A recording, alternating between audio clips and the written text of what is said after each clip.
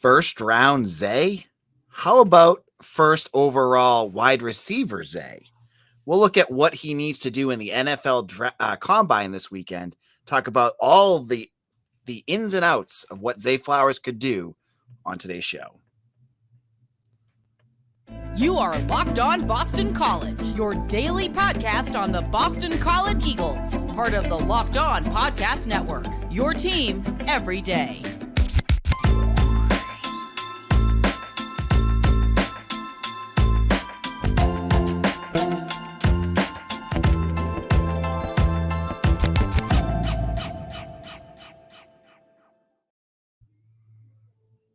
Hello and welcome. This is Locked On BC. I'm your host, AJ Black. Today's episode is brought to you by FanDuel Sportsbook, the official sportsbook of Locked On. Make every moment more. Visit FanDuel.com/LockedOn today to get started.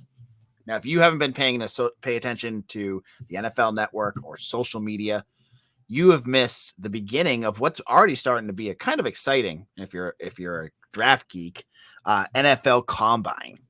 We've already seen some big moments from the defensive end from Northwestern and Nolan Smith of Georgia had some big outings. But the name that everyone here who's probably listening to this podcast wants to know about is Zay Flowers. The Boston College wide receiver has been a topic for a lot of mock drafts in the first round. And there's the potential that he could rise up to be one of the top wide receivers. On today's show, we're going to be joined by Mitch Wolfe, staff writer at Eagle Insider, to talk about Zay. We're going to look at his drills, what he does, what he could do, his floor, his ceiling, and his the middle ground, and give some player comps. What are some players that he could end up looking like in the NFL? Mitch, how's it going? It's going good. This, like you said, this is the first day of on-field drills for the Combine. We've had prospects doing the media interviews, the scrums and everything. Obviously, kind of the big story was the Jalen Carter arrest warrant that kind of dominated the first day of news. Oh, yeah.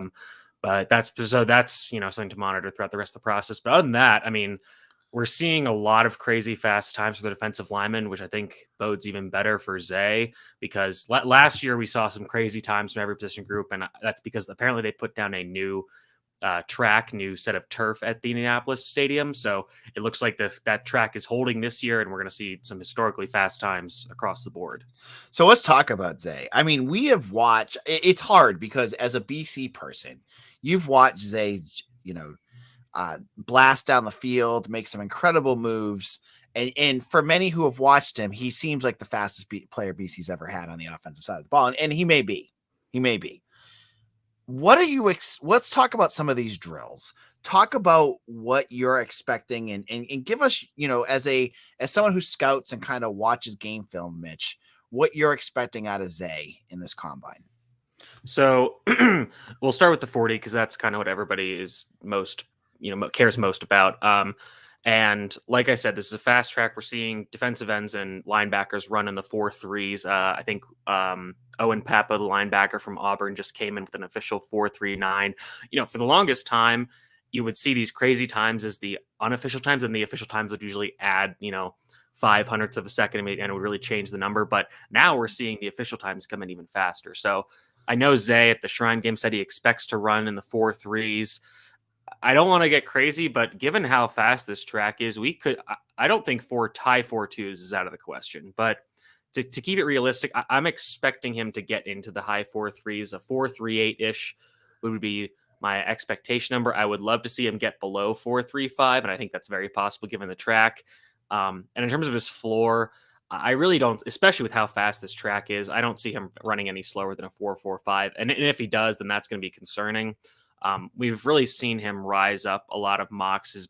His stock has been trending up very, very, very fast. There was a tweet from ML Football, which is an independent news source account. Has 42,000 followers. So I'm not sure how reliable it is, but it said this tweet from 41 minutes ago, as of this recording: just spoke to a league source who tells me Boston College wide receiver Zay Flowers is separating himself as the clear wide receiver 1 in this year's draft, according to multiple general managers and NFL executives he's spoken to in Indianapolis. Now, I don't know how realistic that is, But there's also something else that I find interesting. So there's this Twitter account called Grinding the Mocks, and they have a way to kind of investigate all the mocks that are coming out from media, from fans, what have you. And they recently put up their one for Zay, and of course, now that we're on this episode, I'm having trouble finding it. But it's interesting with Zay. You saw him slowly rise up over the course of the season, but I would say in the last few weeks or so, he's been, it's been a much faster acceleration up draft boards for a lot of people. Yeah, I mean, it seems like I've seen him. What's the highest you've seen him at? I think like 14 to the Pats, right? Yeah, I think that would definitely be. I would think that would be his ceiling. And I would say that's mostly because of the Patriots' need for offensive playmakers.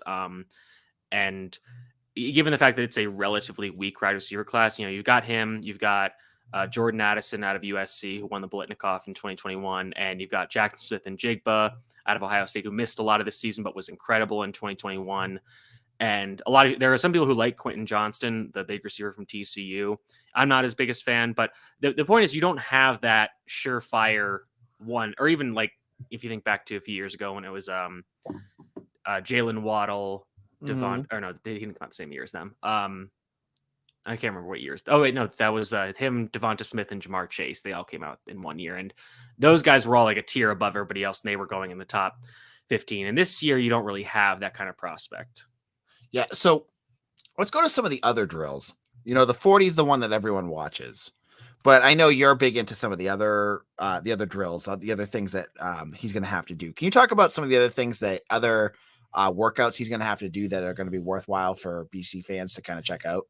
Yeah, and I would say that the 20-yard short shuttle and the 3-cone or L drill are the ones where I think Zay is honestly going to do his best, because we all know Zay is extremely fast, but even so, given his size, given that he is so small, you need to usually be a little longer to get some of those elite times, and he just doesn't have that.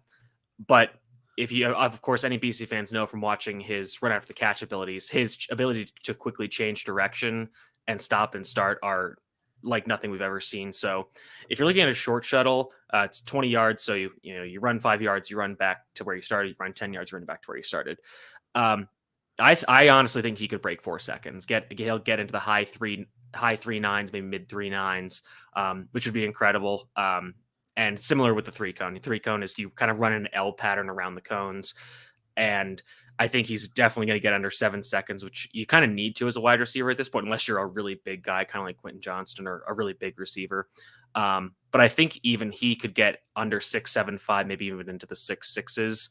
And, those numbers kind of, it's tough to kind of explain them in a vacuum, but suffice it to say that those would be elite numbers. And for a guy like Zay, because of his size limitations, you're able to look around those or look past them if you put up elite numbers in the agility drills and good numbers in the speed drills, and also in the jumps, which that's where I don't really know how to predict Zay with those, because he does have that explosiveness, but just because he's so small, I don't know how well he's going to be able to do in the vertical, and less so the broad jump. But with the vertical jump, I'm hoping he can get past 32 inches.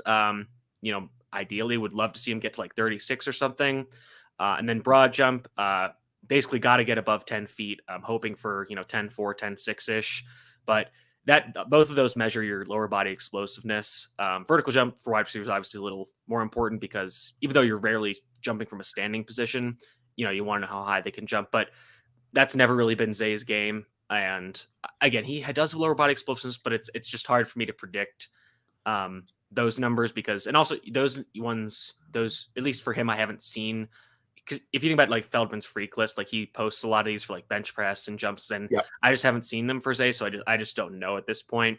But given some of the guys that I've seen kind of that are like him in terms of his playability and their athletic testing, I'm thinking he's going to be decent, but I think he's going to be much better in those agility drills. All right, we'll be back in just a moment, because we're going to talk to Mitch about some comps. I think a lot of folks want to know where we see Zay as an all around star, but what could he turn into in the NFL? We'll get into all that in just a moment. Now, if you know me, you know this podcast, we're a big fan of our partners over at FanDuel. FanDuel is ready for the middle of the NBA season. We're just past the trade deadline, and if you have not been over to FanDuel yet, you need to do so now. FanDuel is the official sports partner of the NBA, and if you head over to FanDuel, you can find all the latest spreads, props, and parlays. For this weekend, you can find the Celtics game, you can find NBA, Major League Baseball. If you want to bet on spring training, go for it. Or college basketball. It's all over at FanDuel. FanDuel is the official sportsbook partner of Locked On, and I love using it to go find the latest spreads. We'll have to wait to see what the spread is for Saturday's game between BC and Georgia Tech. I think BC might be a favorite in that one, but we will have to wait and see.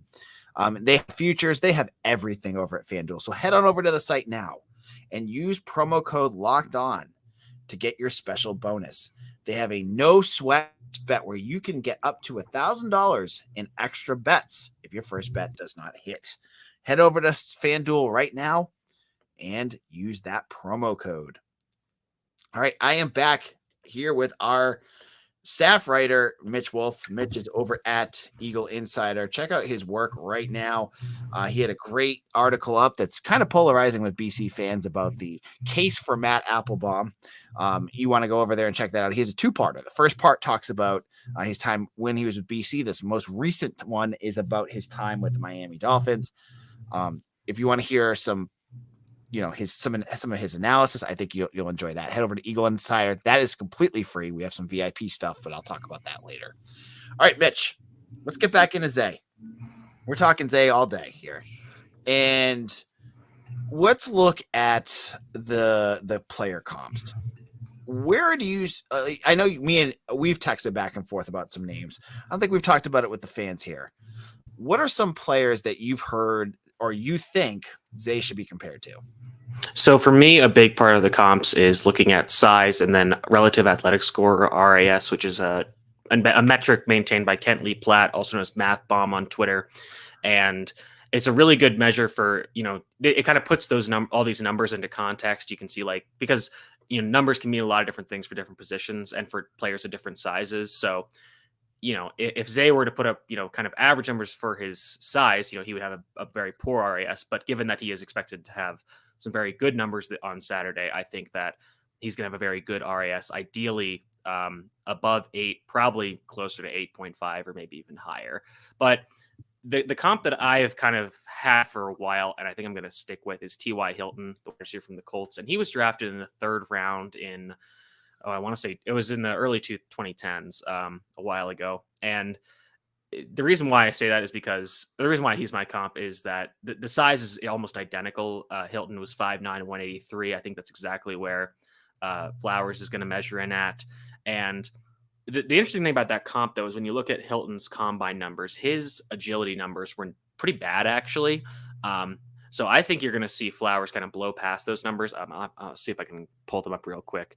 But I think that's kind of where I think they win in similar ways. Again, there's obviously the caveat that combine numbers don't mean everything, but the big thing about Hilton is that he was able to win downfield using that speed. And even though he wasn't the biggest guy, and then after the catch, I don't think he was as dynamic as Zay, but I think that those characteristics are pretty similar.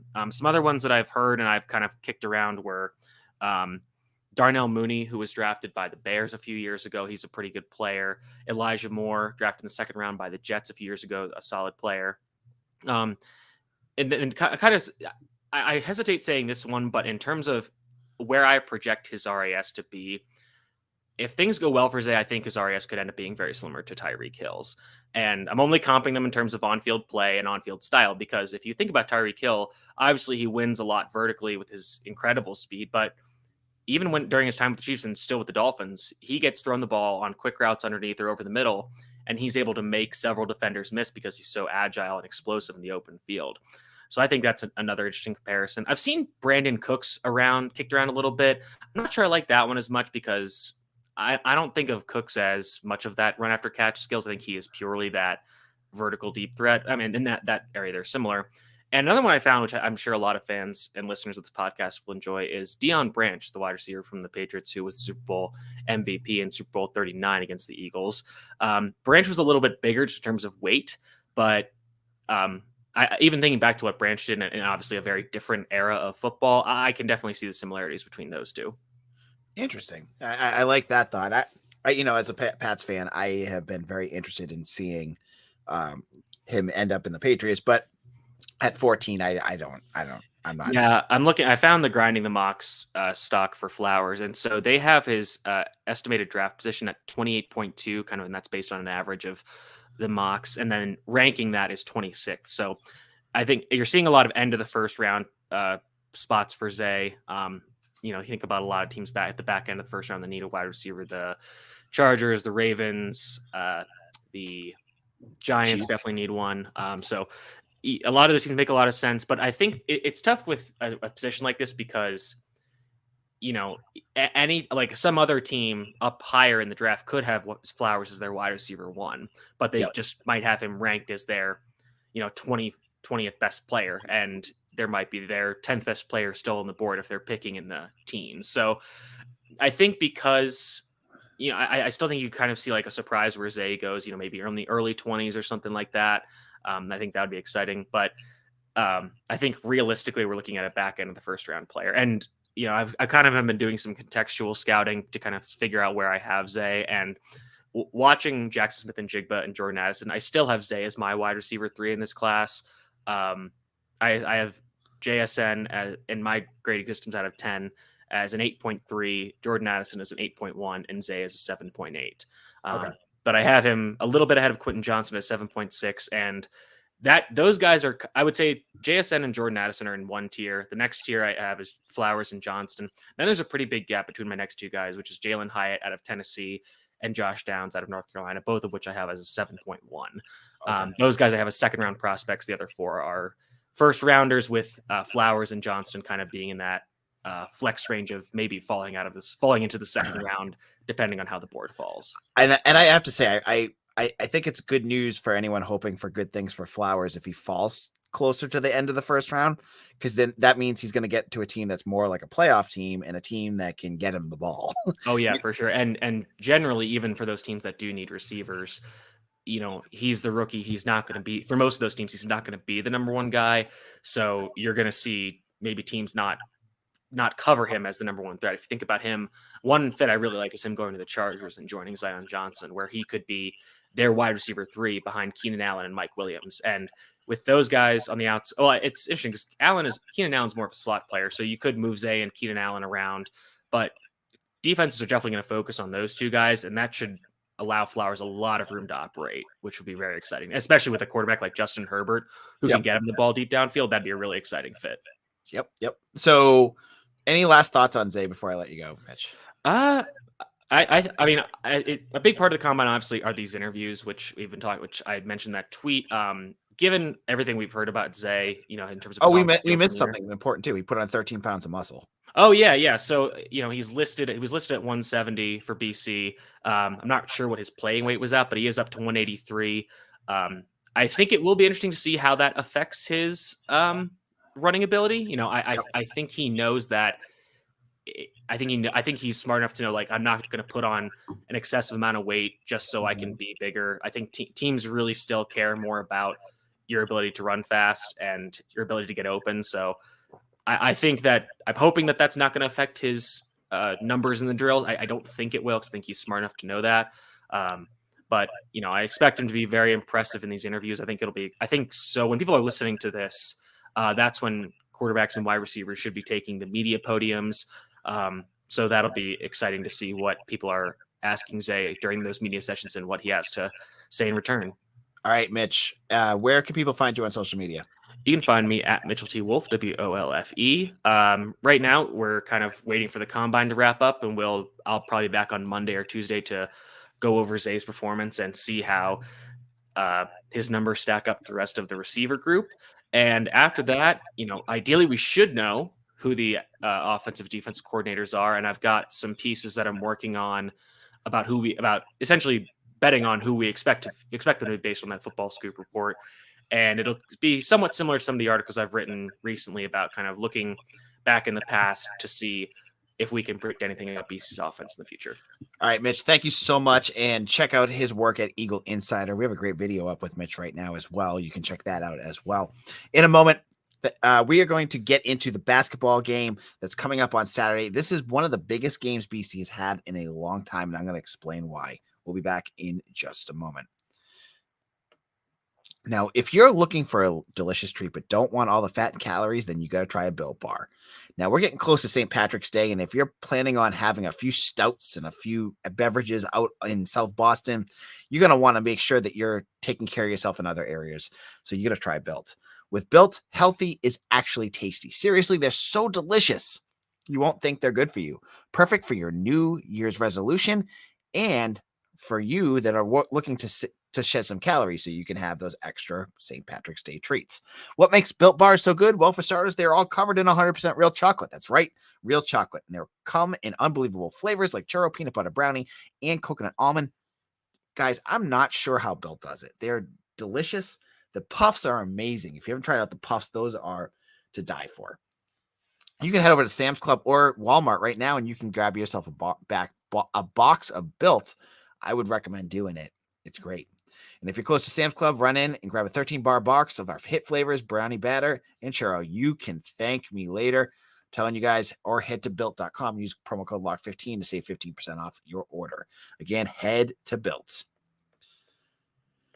This is Locked On BC. AJ Black here. Thank you so much for all of you who are listening regularly. And I want to thank specifically Len Suber and Marty Party who are in our comment section right now. They are our loyal listeners. If you want to become a loyal listener and listen to every episode live, head over to YouTube and find Locked On BC.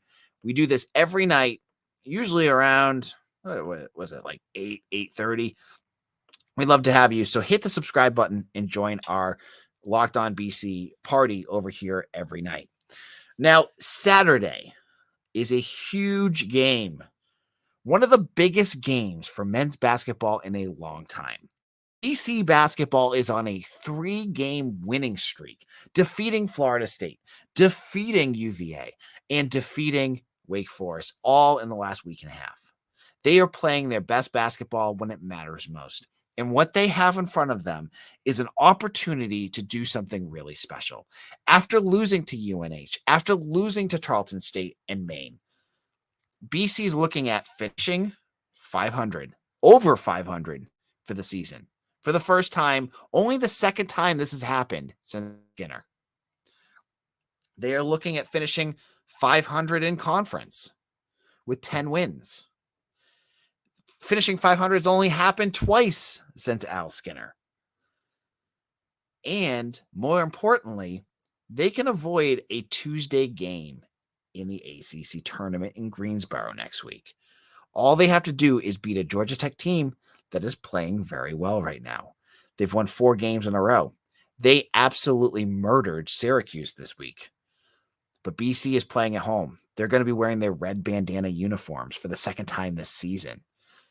And it's senior day. They're going to be celebrating Mekhi Ashton Langford. They're going to be celebrating CJ Penna. It's going to be a big game for them. Can the Eagles win this? I at this point in this season, I don't doubt BC can do any. I don't doubt them for anything right now. I don't doubt that they could beat Georgia Tech. I don't doubt that they could go into that 8-9 seed and win that game. I don't doubt BC could still win this ACC tournament. Because this year of any year, the ACC is as wide open as it gets. We just saw on Wednesday Pitt, who is in the driver's seat to win the ACC regular season, lose to Notre Dame. Notre Dame has been awful this year. They have been terrible. Mike Bray's final year has been a joke. And what do they do? They go out there and a game that Pitt needs. This was a huge game for Pitt because they have UVA and they have Miami chomping at their heels. They go out there and they lose. And it wasn't even honestly that close of a game. So if they can do that, why can't BC? Why can't BC go out there and win 3 games if they get the 8-9 seed and win this whole freaking thing? We saw someone had the best GIF I've seen in a while that was so perfect for this upcoming week, people were talking about the NIT, and I had said what they had to do to get the NIT, and maybe I was being a little too liberal with what they had to do to win it. But someone said, oh, yeah, BC has no chance. BC has no chance to NIT. BC has no chance to get to the tournament. Posted the GIF of Major League with Tom, I think it's Tom Berenger. And he says, you know what we need to do? And someone says, what? He goes, we got to win the whole bleeping thing. That's where it's at, folks. And I don't know. I don't know. Am I wrong that BC, especially if they get to skip Tuesday, could be a team that could shock the world, that could get to the NCAA tournament, that could win the ACC tournament?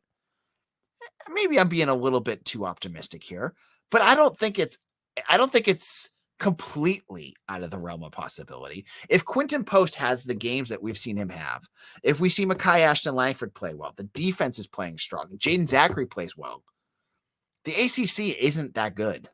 I'm telling you, folks, it could happen. I'm not saying it's going to happen. I'm saying it could happen. But first, they need to win on Saturday. They need to beat Georgia Tech. And you all have to be scoreboard watching. Wait, you got to be the biggest Demon Deacon fans on Saturday.